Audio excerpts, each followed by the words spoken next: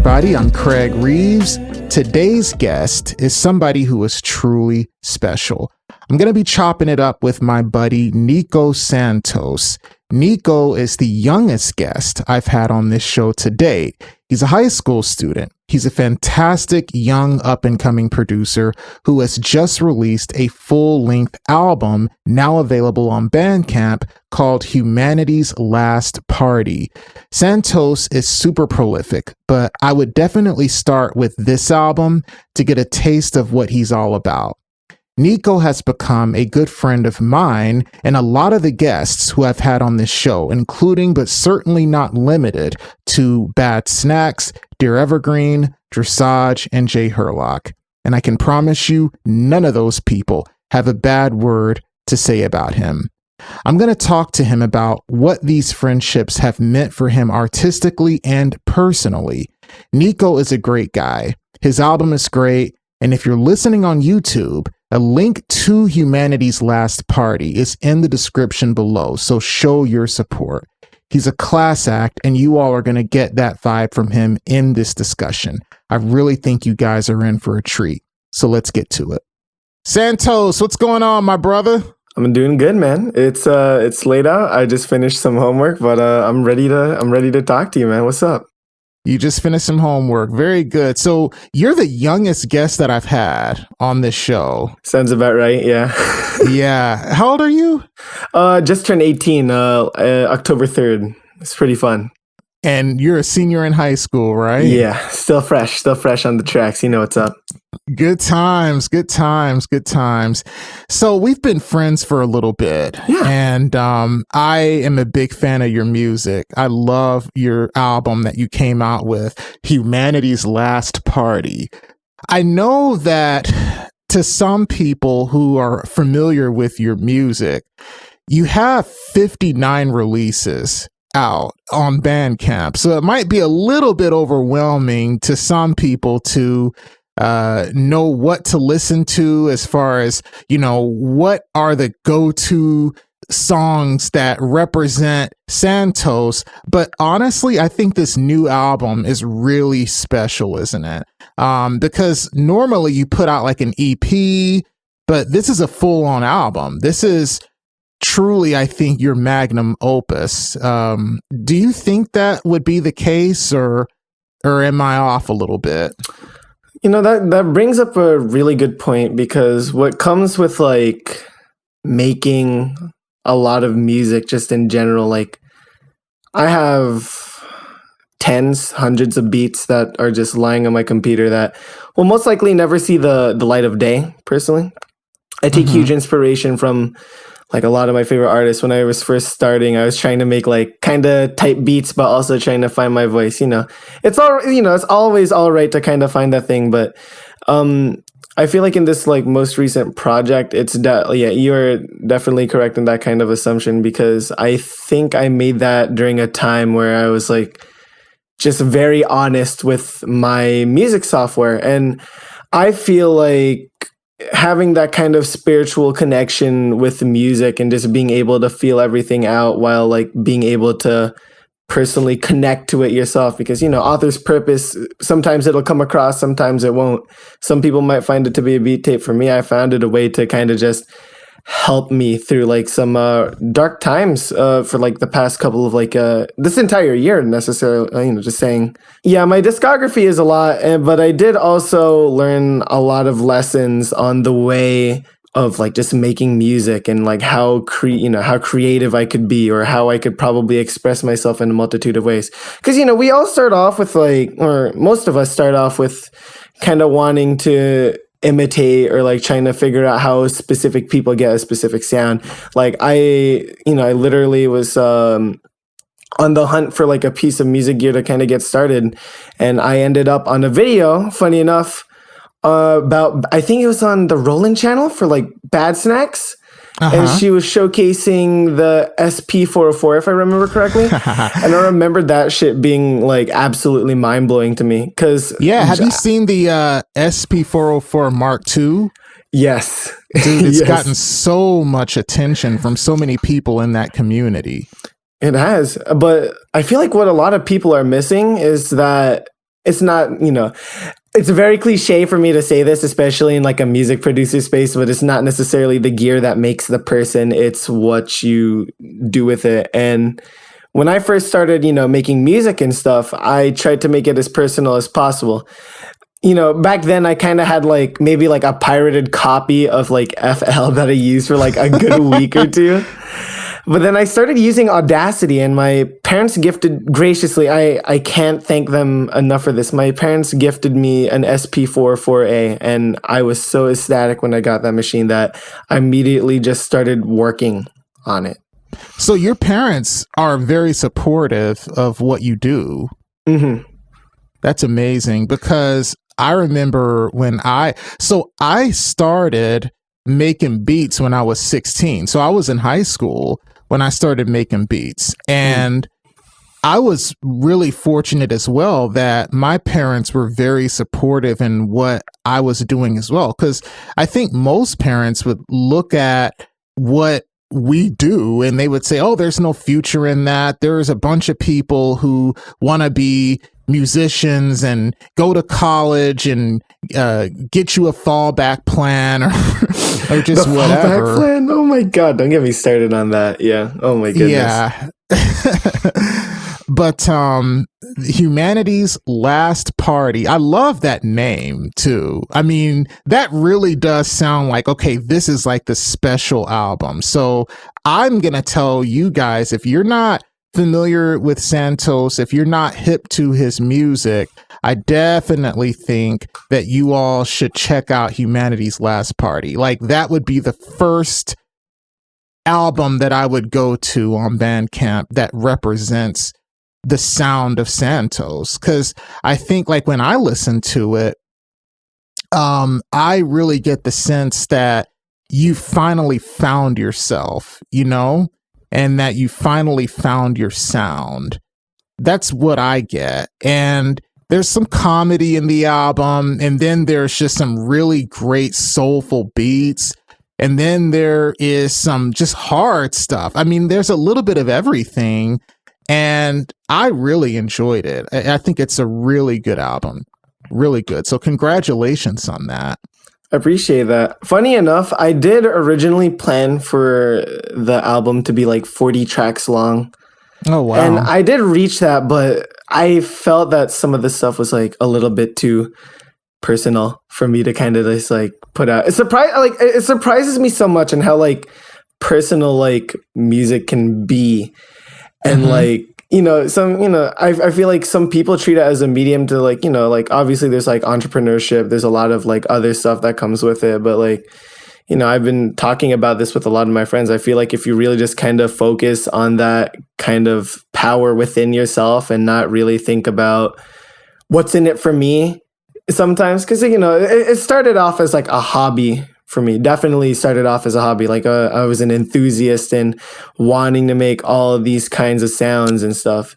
But like, as I started to know my gear more, essentially, I guess like a link kind of formed in my head where it was like, this is something like I genuinely love. And I want to put like every ounce of like whatever I'm feeling in the moment into that kind of like, whatever track I'm working on, how many loops I have on deck a day.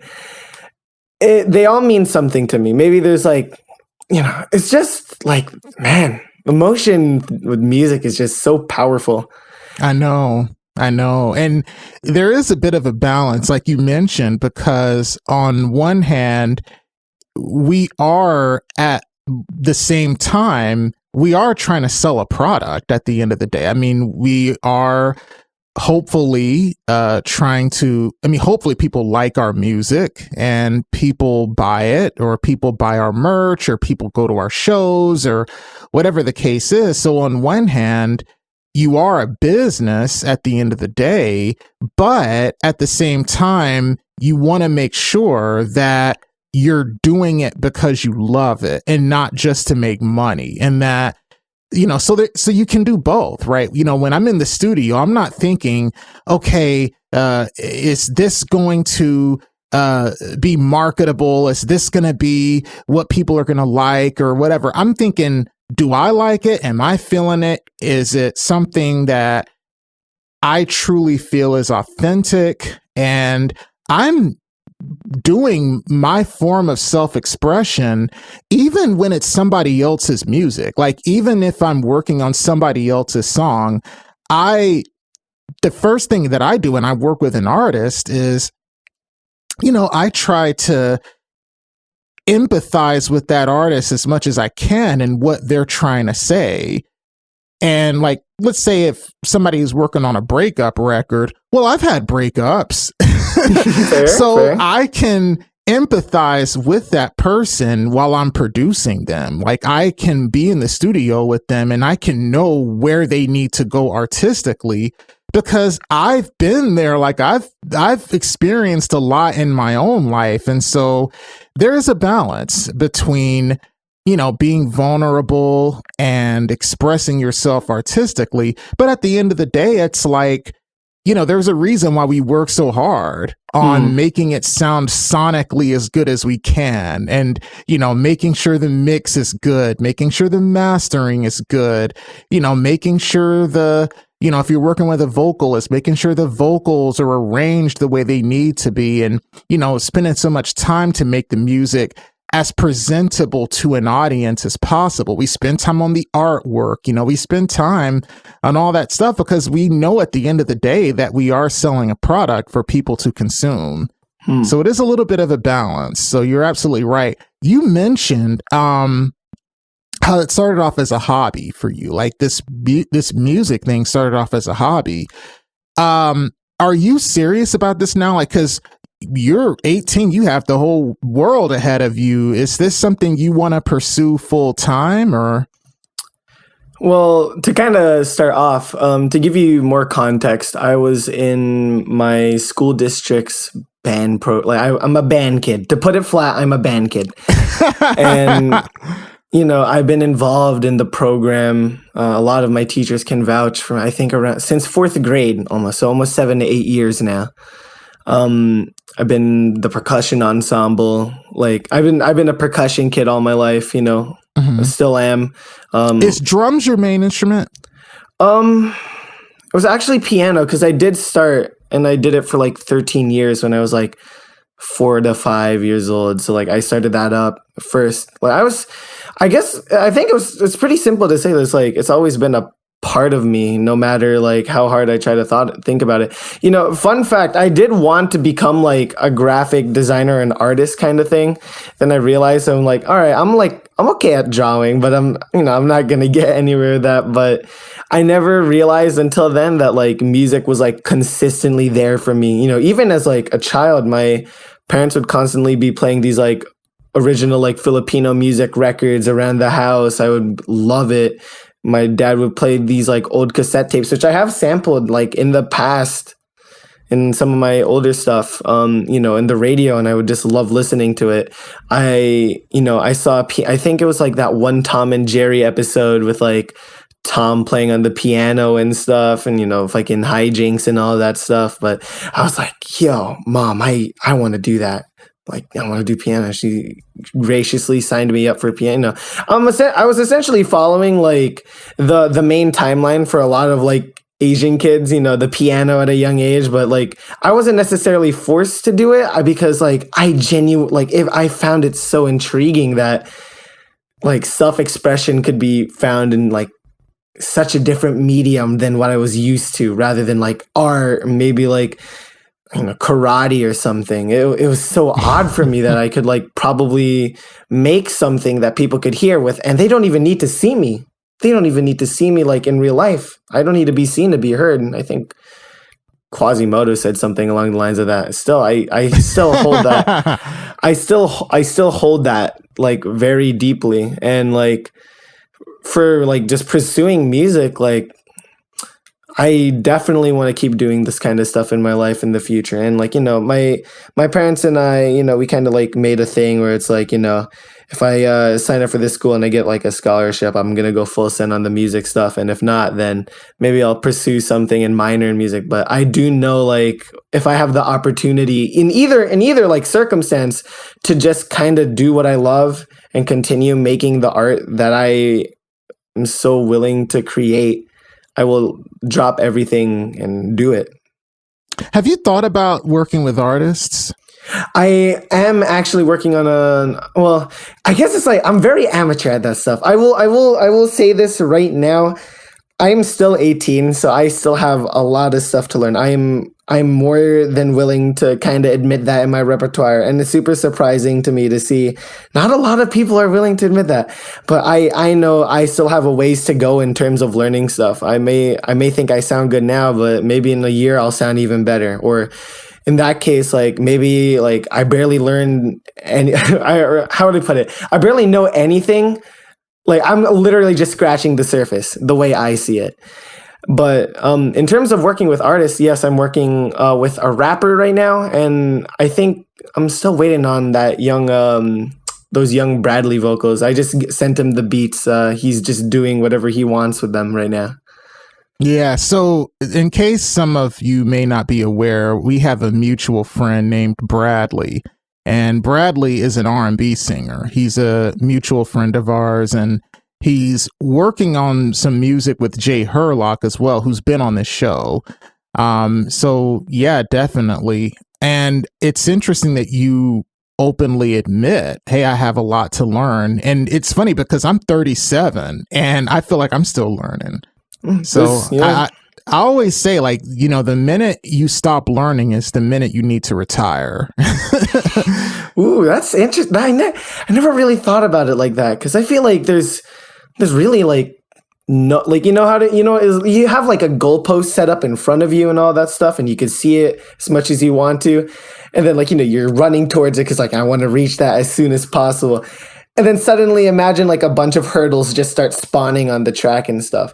I feel like it's more out of the love of the chase rather than like reaching that goal post, like journey, not the destination, murder, all that kind of stuff. But like, I really feel like there's no like limit to learning, which is like so awesome with like what's up with the human spirit and like the pure willpower and like just being able to do what you want and still finding out more. Like literally, like I didn't know, like I'm in a drum line.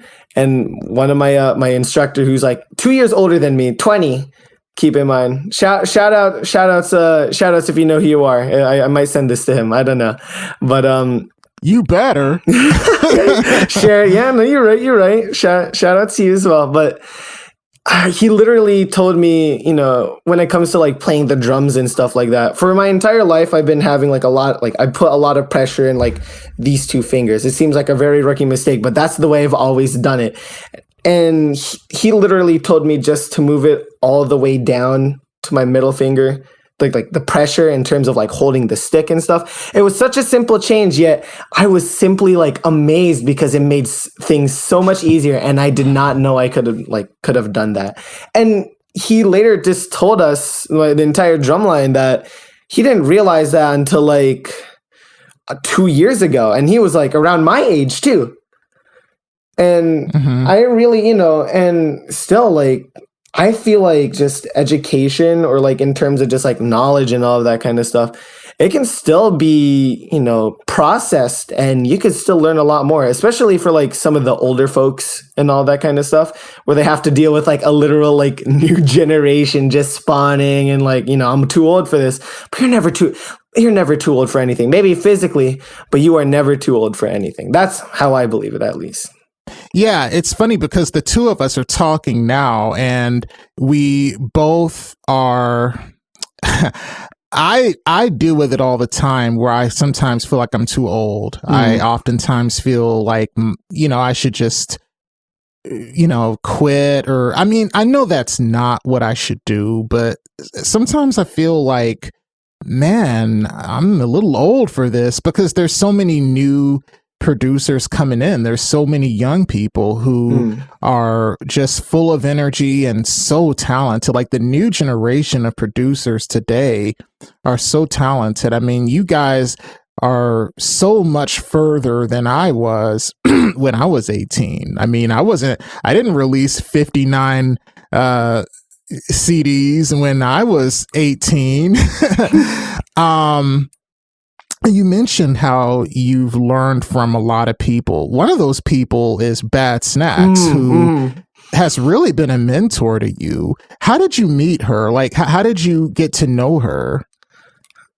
Damn, I gotta think back to last year. I forgore a lot, so I gotta think about this one. So, okay, I was very like, okay, I'm not like the most like diehard. I wasn't the most diehard like Bad Snacks fan when I first heard of her. Literally, I think the first video I watched of her was not the Four Producers video, but it was in fact the MC 101 video. That, you know, like when she was showcasing that, I thought that shit was so sick, and I was like immediately hooked. So I just started watching all of that kind of stuff, and you know, I'm just kind of living my life because, you know, I don't see myself as like someone who, like, you know, I get around and all that kind of stuff. Like, I know this guy and that guy, which it's weird. Like, I don't like thinking of myself like that because, like, I just, you know, I like to help. I really just like helping people, no matter who they are, what kind of position. I feel like all people deserve, like, if they ask for help from me, I will be more than happy to accept, unless it's for like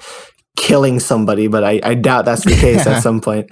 But it actually happened when I think I was just scrolling through Twitch. I wasn't even thinking about Snacks or like anybody. I was just kind of scrolling through the music thing because it was like fairly new, not necessarily very recent where everyone was like, oh, that's crazy.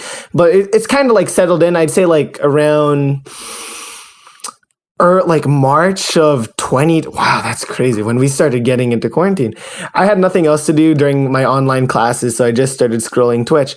And funny enough, I think I ran into Michaela's or Dear Evergreen's Twitch channel, and you know, I think they were doing the collaborative Whip Wednesday, the Real Veterans, you know, veterans discount for anybody who knows that one.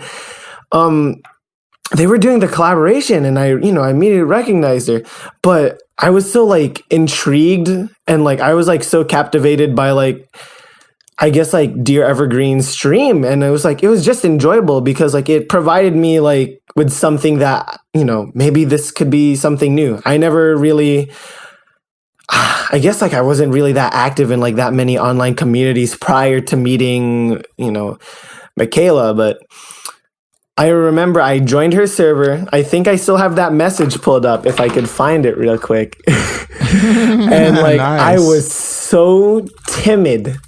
I like you would not believe that was me. Oh, I got to see this. I'm going to give you time to pull this up. May 5th, 2020. The message before that was by fucking Wally or Suffix, real ones remember. I said, hello, I'm a bit nervous to be in here, surrounded by so many amazing people. And then we talked, I think she talked about like the gang. This was before the green team was set. This is how old this was. And like, it's so shocking for me to be talking about it because it's literally almost been 2 years. I'm saying it's almost 2 years because it's already October of time. Can you believe that? 2 years is not ancient history, Santos. Yeah, but for like my baby existence as a whole, like that shit's like, yeah, for an 18-year-old 2 years is a long time. 1/9 of my life. I had to actually calculate that. I don't like doing math outside of school. I'm not even taking a math class this year. That's bro, I really suggested Evergreenies or Darling's Dearest. Wow, that's crazy. And I was just like such an awkward mess because like I was young. I didn't know what to do at the time. You still are young. And I still am an awkward mess. Let me tell you that. But I'm more proud of it this time. You're our awkward mess. I say that shit with conviction, Craig. I hope you realize that. Yeah, absolutely. But, you know, I just started like being more active in her server. And I'm trying, wow, God, this is so old. Man, I'm just going through like you about to put all your business out there.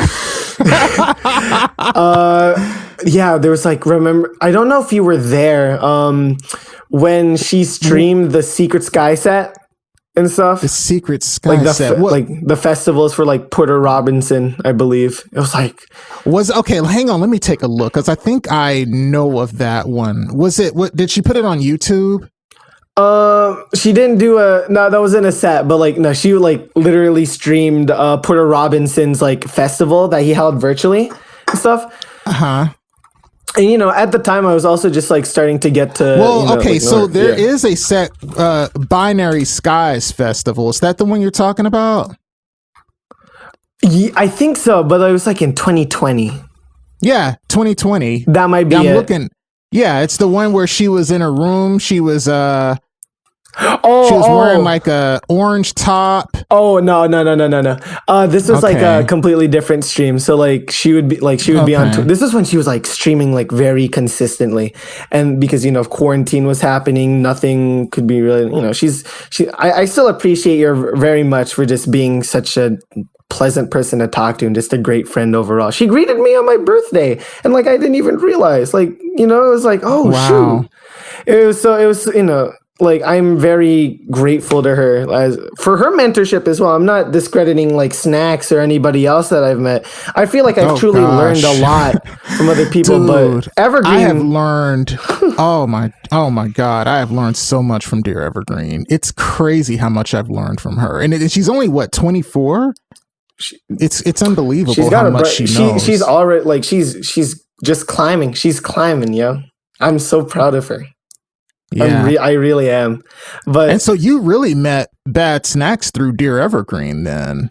Essentially, like the first message I sent her was like asking if she gave lessons, because like I was like really interested in seeing. Everybody's asking Michaela for lessons. Bad Snacks asked Dear Evergreen for DJ lessons, and then now it's like everybody's asking Dear Evergreen for lessons. Listen, wow. All I'm saying, like, besides Snacks, I was one of the earlier people to hop on that wave, you know, May 12th. I'm just, but, you know, it went from that. And then we just kind of started talking normally, like just started talking as normal people. I feel like it's important to also realize that these amazing musicians that you meet are people too. And, yeah, you know, I feel like some people tend to forget that. Like there's such a disconnect. I've seen the way some of these people have treated my now friends. I love to call them my friends, and I know they are because we actually talked on like a more one-to-one basis and all of that and gotten to know each other. But like, you know, it's really surprising that people just don't know boundaries that well, or just like, if something isn't meant to happen, then it isn't meant to happen, and you shouldn't impose whatever you're trying to impose continuously when the signs are clearly telling you to stop, you know, all that kind of stuff. Yeah. But me and Bad Snacks have actually talked about that before. Like I've talked to her and she's talked to me about stuff like not because I imposed on her, but because you know, there was one time where people were just, they didn't know when was when with Bad Snacks. And I remember telling her, you know, it's okay to have, you know, because I mean, she already has plenty of ways in which you can access her. It's not like she has cut herself off from humanity. And at that time, you know, because people would send her music to listen to, and she has a way to do that. Like, you know, every Friday at that time, you could submit your music if you subscribe to her channel. You know, that's what, it's like $5 a month. Oh yeah, you know, I feel like I should. If you're and if you're serious about her listening to your music, there's a way that you can do it. Like, just go through the proper channels. You know what I'm saying? Oh my goodness. Let me tell you. I feel like first things, I should probably say this because I'm technically advocating for a lot of musicians right now as like moderators for them and stuff. Support these fine group of musicians. Please do. Please do. Literally, that's all I can say. Like, I would like to do a lot more than what I currently can due to my circumstances, as I like to say. But please just support them as much as you can, and just treat them right. Like the amount of bullshit that they probably have to go through on like a almost like daily basis and stuff.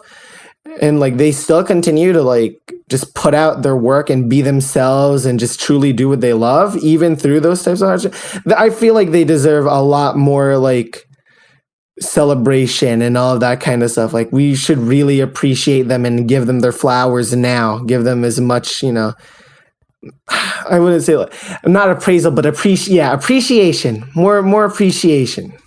I've said about Bad Snacks, and really you could say about Dresage and a few other people too, Imagiro and others, that, they're doing really well right now. And a lot of people, once they start to gain success, they will cut the rungs of the ladder from underneath them.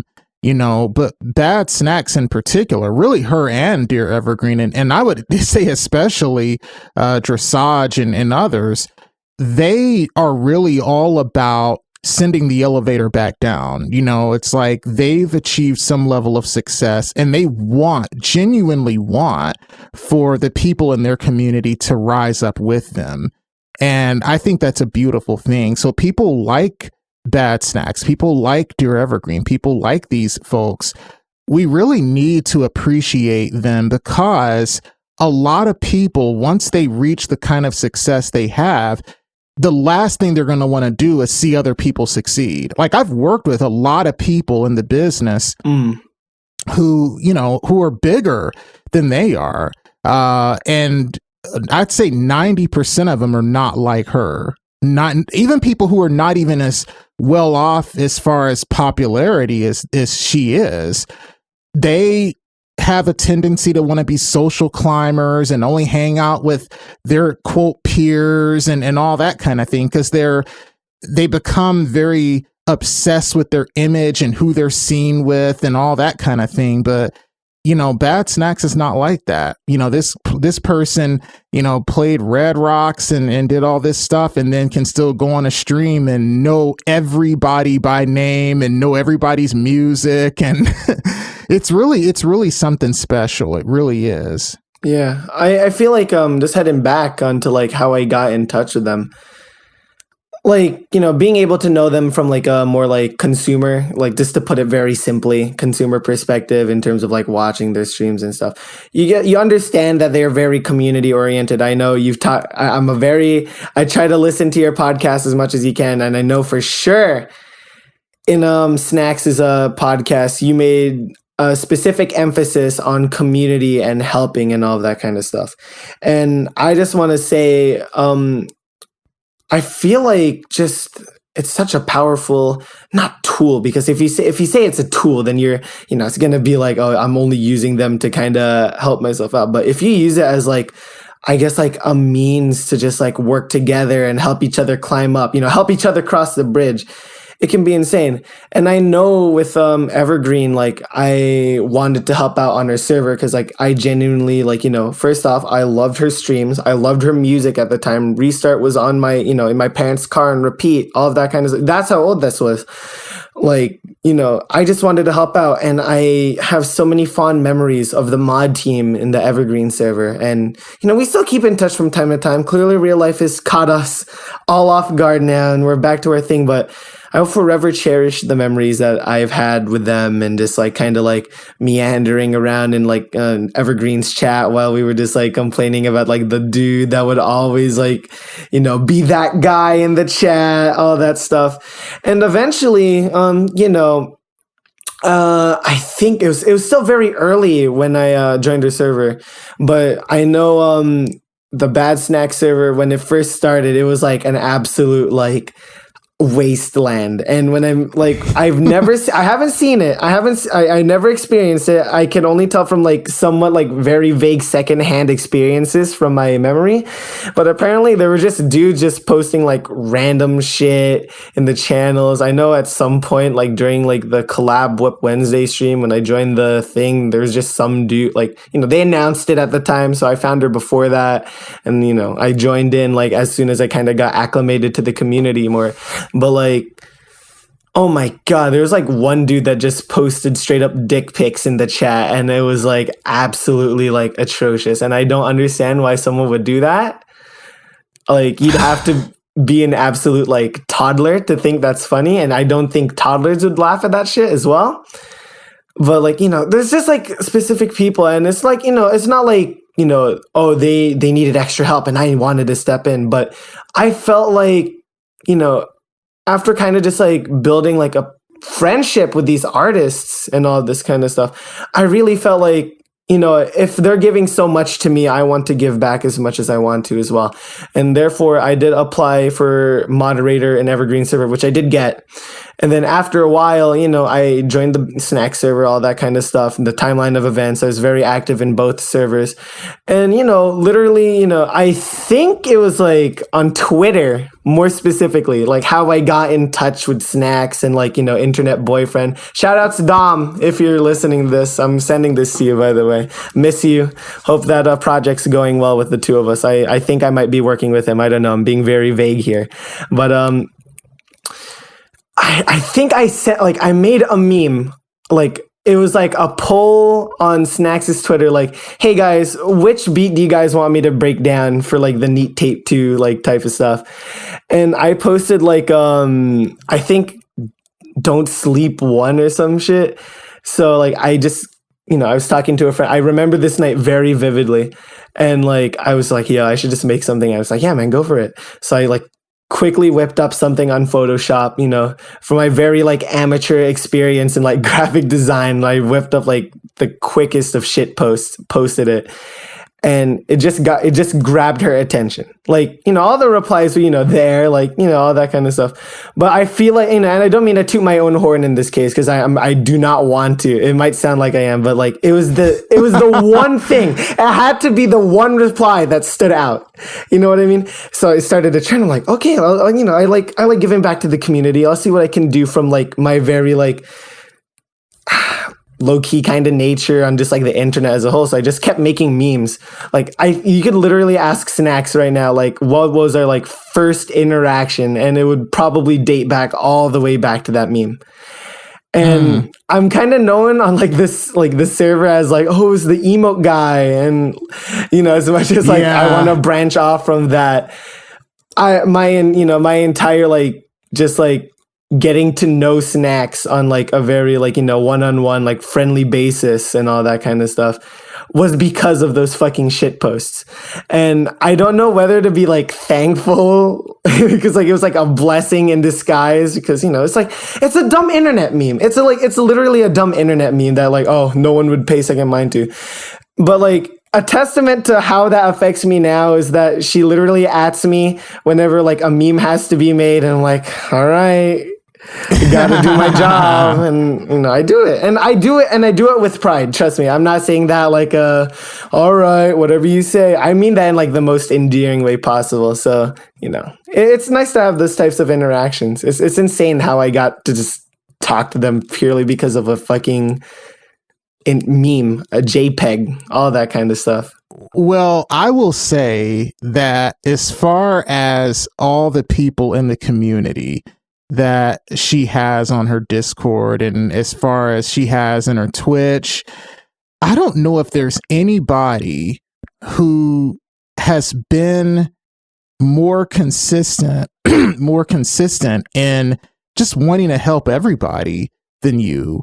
And it's really interesting because I don't like want to trash the young people too much, but a lot of youngsters are kind of self-centered, like all about me. And I think like, one of the, I guess, aspects of youth is just kind of being selfish and being, because they say that it's young people today, oh, this generation, they're so entitled and all that kind of stuff. But we were entitled when we were young too. I mean, I think that's just kind of I think that's just part of being young. But you've been so giving, you've been very, very giving of your time. And I remember I was going through some really rough times. And I remember you reached out and said, hey, if there's anybody that you want to talk to, I'm all ears. And, a lot of people, they don't do that. So a lot of understand that people really do appreciate you a lot, what you do. Not only do people appreciate your music, and, I love your music and I think people should check it out, but people appreciate you as a person too. Like, you are genuinely a good person. You genuinely have a good heart. And one of the reasons I wanted you on this show was because of that. Man, I'm blushing. I'm blushing right now. I'm a little bit sheepish when it comes to compliments. Thank you. That really does mean the most to me, but I can't say that I'm, selfless for out of my own accord, because other people are so giving and selfless to me as well. And I feel like, without those type of people in my life, I feel like in specific cases, you have helped me a lot. Roy specifically has helped me a lot. And, one thing he would always say to me is that always pay the kindness forward. And I always heard that in my life. And obviously I applied it, but, hearing it from him, it was very groundbreaking to hear that from somebody on the internet. Cause I feel like, especially living in a Filipino household where it's my parents and I are tight, we're fucking cracking jokes with each other, all that kind of stuff. It's fun for the most part, but we also come from two very different generations, when it comes back to learning about stuff. I learned a lot about, what they had to go through and the type of experiences that they have to go through, and learning lessons that they have learned due to father time biding their time with them a lot longer than I have. But at the same time, it provides an equal opportunity for me to give what I know from the more newer era to them, and to help them, comprehend the world and make it a little bit less confusing. Now, when it comes to that, the reason why I bring that up is because my parents, and before it used to be me, were very skeptical about the idea of forming genuine relationships, whether that be friendly, romantic, platonically, or whatever, right? Forming those online isn't the same as forming it in real life. And they do bring up... I disagree with that totally. Yeah. I totally disagree with that. Mm-hmm. Yeah, me and Magda Helena were actually talking about that on an episode of the show, that there are people in my own family who I'm not very close to, and they couldn't care less about my music, couldn't care less. And people who I've met this past year online, I feel closer to them than a lot of people in quote real life, especially from my hometown, which was, in Texas. So people who really, and I've talked about this before. I talked about this in the AMA episode, where one of the things that caused me to want to leave Texas is to a lot of people I went to, old high school friends and stuff, I'm always going to be the kid who didn't learn to tie his shoes till he was in middle school. I'm always going to be that kid who had the weird speech impediment when he was a kid. Even if I freaking win a Grammy award, I'm always going to be that kid to them. And I don't like that, but it's a lot of the people who I've met this past year on the freaking internet, people who I've still yet to meet in person, they care more about my music. They care more about me. They care more about what I'm doing than a lot of people in my own family do. So I don't necessarily think that there is a difference between quote real life friends and friends. What, are we not real people?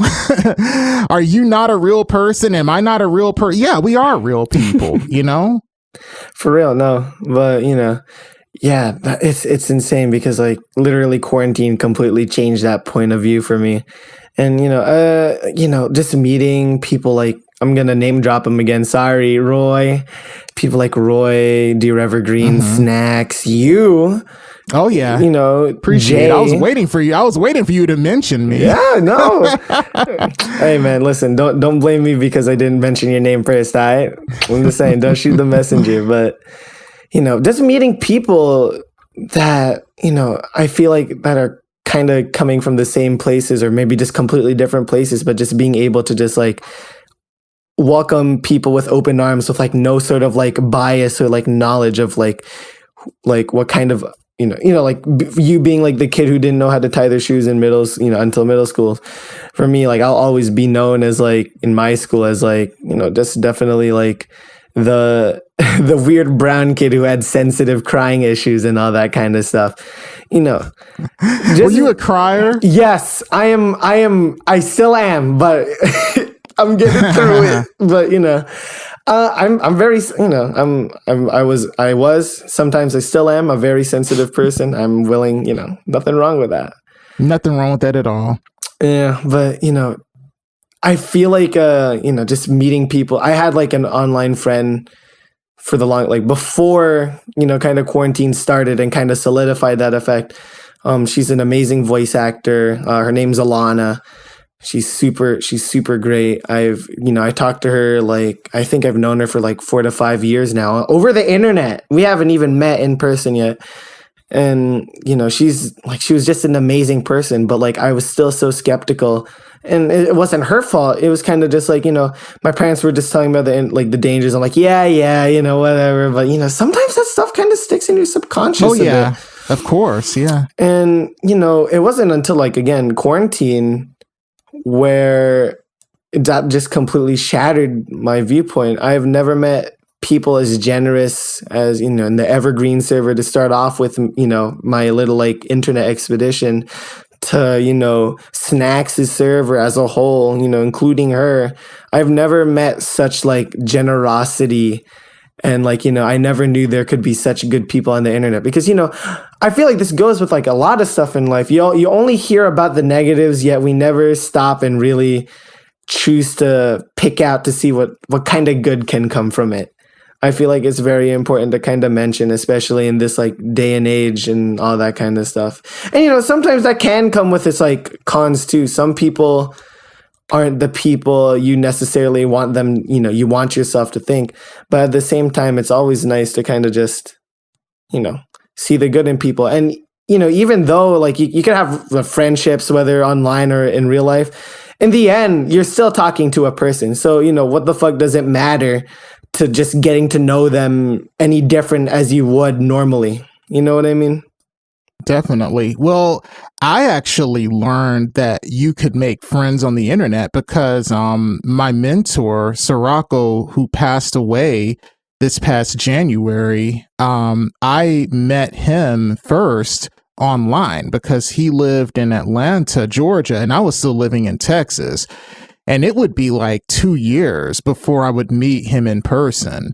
And when I met him in person, it felt like, it's funny because it felt like it didn't feel weird. It didn't feel like, it felt like it was just like a friend who I literally just had seen a few months ago. It didn't feel like, oh my gosh, this is like some new thing. I mean, it really just felt like the continuation of a friendship.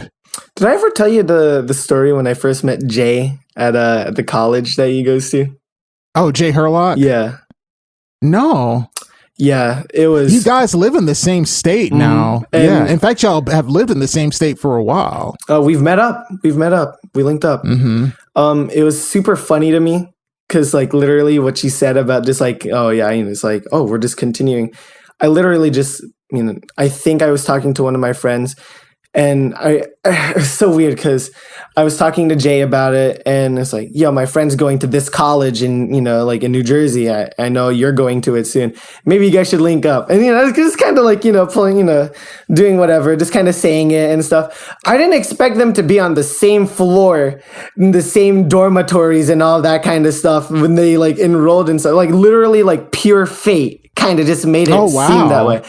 And as a result, my friend, shout out to Dom, knew Jay, and I was like, because they're both majoring in music, if I remember correctly. So I'm like, hey, have you met them yet? It's like, oh, Jay. It's like, you know Jay? I'm like, yeah, I know Jay. You know what I mean? So I think it was like one day during the off day when I had like no marching band whatsoever on the weekend of the summer. I was like, you know what? Fuck it. Drive me to your college. I want to meet them right now. And I'm just telling you, they're a lot taller in person. Oh yeah. I'm like 6 foot. Mm-hmm. This dude was like essentially towering over me. Jay Hurlock, I think, is 6'2". What the fuck? 6'2" or 6'3". Oh my Jay God. Hurlock actually may be taller than me. Could you beat him in a 1v1? Oh, could you beat them in a 1v1 basketball fight? No, I'm not good at basketball. I never was. Like, I played football. I didn't play basketball. What position in football? I'm terrible at football. Defensive end. Mm-hmm, mm-hmm. Yeah, I wasn't great. I wasn't. No I shame. wasn't like a great player. Like, I mean, I started and we made it pretty far in the playoffs. I was good enough to start. I made like second team all district, like second team, not even first. Like, I never played in college or anything like that. Although I might have been able to play in junior college, but at that time I just was burned out on it. I was like, that's high school. I want to focus on music. So yeah. Yeah, but I was never good at basketball. I'm a mean ultimate frisbee player though, let me tell you something. Really? I am cracked at that. I remember they played ultimate frisbee when I was in college. It's so like, people fun. did that a lot. It's like football but good. What? It's insane. Like, it's funny because I don't watch a ton of football. I love basketball. I watch basketball pretty religiously. Like I watch NBA basketball pretty religiously. And the only reason why I don't watch a lot of football is because I'm so burned out on it. Like I did it all throughout like elementary school and then middle school and then high school. It's kind of burned out on it. Not that I don't like the NFL. I love my Cowboys, but it's like, you know, it's like only when they're playing do I really watch it. That's fair. Have you ever seen like the competitive like balloon? Like it was so crazy. I think I saw on like Freddie Gibbs like Twitter. Competitive balloon? Are you talking like water balloons? No, like they essentially like hit a balloon hot air up. balloon. Or like they hit up a balloon in the air and there's like an arena filled with furniture and shit and they're like trying to get the other person out if they like can't get it up the entire time. I haven't seen that. I need to find it. I'll send that to you after this episode's recorded. I need to show you this because like I can't stop obsessing over it. Anyway, so what we're talking meeting Jay. Yes. Yeah. So I told my friend to just drive me over to the college and I saw them and we're like, yo, like what the fuck? And we just started, you know, I brought my SP, they got on the keys and it was just fun. It was just an overall ride. We went to the food court, pretty good. Not too bad for college food. I haven't been to college, so I can't necessarily say anything. Dude, the food in college is great. I'm excited. It is great. Like, it doesn't matter what university you go to. The food in college is freaking great. Like, you've heard of the Freshman 15, right? I have not heard of the Freshman 15. Yeah, the Freshman 15 is this idea that if you are a freshman in college, you're going to gain 15 pounds by the end of the first semester because the food is so good. God damn, wow. Yeah. And if you're on a meal plan like I was when I was at university, you can just eat all the time at no charge. Yeah, it's pretty great. That's insane. That was one of the I didn't finish university, but it was like one of the things that I liked about university. And I did gain I think I gained like 20 pounds like when I was a freshman in college. So hey, no shame. No shame. It's preparing for winter. That's what I call it. It is that time of year again. But any dream collabs you have? Like anybody you want to collab with? Go nuts too. Like there is no dream too big at this point. I'm thinking. I never thought about that. I mean, I already like who I'm working with right now. Internet boyfriend. I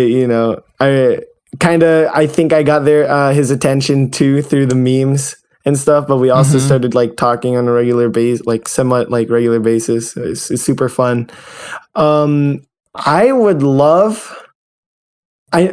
say Jay, but I'm already working on something with them as well. It's like taking the longest Everybody time. wants to collab with Jay Hurlock. Yeah, that's fair.